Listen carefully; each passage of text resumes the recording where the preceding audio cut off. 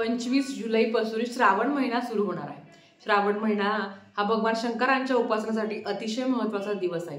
ह्याच निमित्ताचं अवचित्त साधून जर तुमच्या घरात काही वस्तू नाही आहे, त्याच्यामध्ये देवघरात येते ती शिवलिंग, शिवपिंडी, मनुष्य जातीला शिवपिंडीचीच पूजा करण्याचा अधिकार आहे। आपल्याला माहिती आहे की भगवान शंकर हे यांची मूर्ती स्मशानात असते, म्हणून आपण आपल्या देवघरात भगवान शंकरांची मूर्ती ठेवू शकत नाही, इवन फोटो पण ठेवू शकत नाही। पण फोटो जर त्यांच्या सगळ्या कुटुंबाचा असेल तरच ठेवू शकतो। फक्त भगवान शंकरांचा फोटो सुद्धा आपण आपल्या देवघरात ठेवू शकत नाही, कारण मनुष्य जातीला ही शिवलिंगाचीच पूजा करण्याचा अधिकार आहे। म्हणून जर ह्या श्रावण महिन्याच्या निमित्ताने जर तुम्हाला या पद्धतीने शिवलिंग घ्यायचं असेल किंवा पारद शिवलिंग सुद्धा घ्यायचं असेल तर तुम्ही खरेदी करू शकता। आणि रुद्राभिषेक, अतिशय उच्च कोटीची सेवा रुद्राभिषेक जी आपल्याला श्रावण महिन्यात सगळ्यांना करायची आहे, प्रत्येकाच्या घरात रुद्राभिषेक झालाच पाहिजे, त्याच्यासाठी लागणारं रुद्र यंत्र सुद्धा तुम्हाला खरेदी करायचं आहे।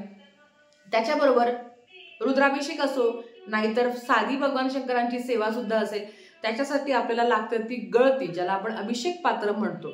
तर ह्या सगळ्या वस्तू जर तुम्हाला खरेदी करायच्या असेल तर तुम्ही जवळच्या दुकानातून, कुठल्याही दुकानातून खरेदी करू शकता। पण नाही शक्य होतं इथे नंबर दिला आहे, तिथे पण जाऊन तुम्ही संपर्क साधा, तुम्हाला घरपोच या सगळ्या वस्तू मिळून जातील। धन्यवाद। श्री स्वामी समर्थ।